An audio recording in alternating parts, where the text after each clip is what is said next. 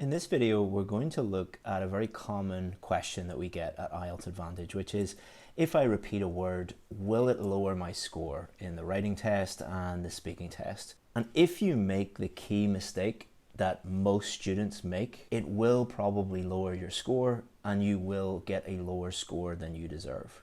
What I'm going to do is show you the three options that you have and just break everything down into easy to understand language so that you can understand how important it is to avoid this key mistake. So we're going to focus on the start of this question, and we'll focus on this word. So often you will get a key word in a question, and because it is a key word, you will have to mention that word many times throughout your essay. And if you go into most IELTS classrooms or look at most IELTS books or YouTube videos, the most common advice that students get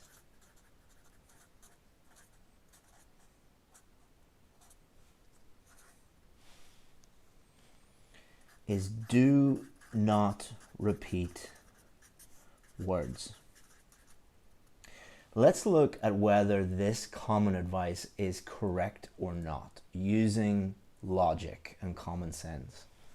So the first option is use an accurate synonym.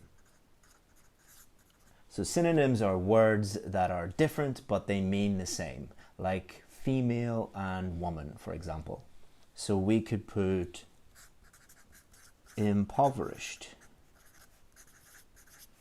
Many impoverished countries means the same thing as many poor countries. So that's our first option.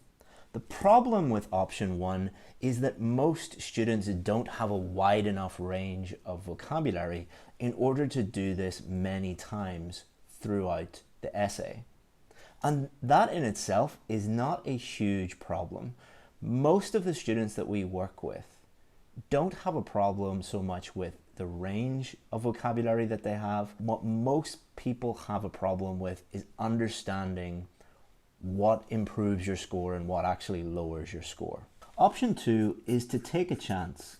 So to change it to, what does take a chance mean? It means to change it to something that you're not 100% sure if it is accurate, if it means the same thing, but you think that it might be correct. So for example, you might say measly. So measly and poor are synonyms, but they actually have quite different meanings. And if you said many measly countries, this would be completely wrong, even though they are synonyms. Or you might change it to something like paltry. Again, they are synonyms, but they mean very different things. There are close synonyms, synonyms that mean basically exactly the same thing.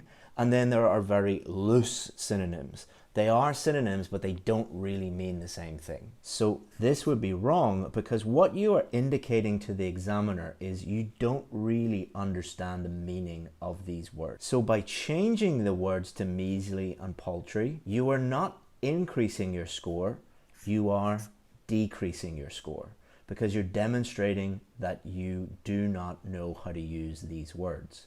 Even though they're quite complex words, they're quite high-level words, it's not about using high-level words, it is about using words that are accurate. Or we had another student, when I gave this exercise to our students, that said meager. And meager and poor are actually much closer synonyms than measly and paltry, but they spelt it wrong. Right? The spelling is wrong. Again, you are lowering your score. If you're using words that you don't understand fully and you're taking a chance, then the meaning might be wrong, the spelling might be wrong, it might be inappropriate, the style might be wrong. There's so many things that could be wrong. Why do students do this? Because the common advice that most people are given is do not repeat a word. So this forces students to use words inaccurately, because most of the time their vocabulary is not wide enough to accurately change the word over and over and over again. Option three is repeat the word.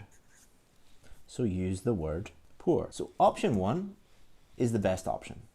But if you have a choice between repeating the word and using something that you're not sure about, it is much better to repeat the word than it is to use something that is wrong.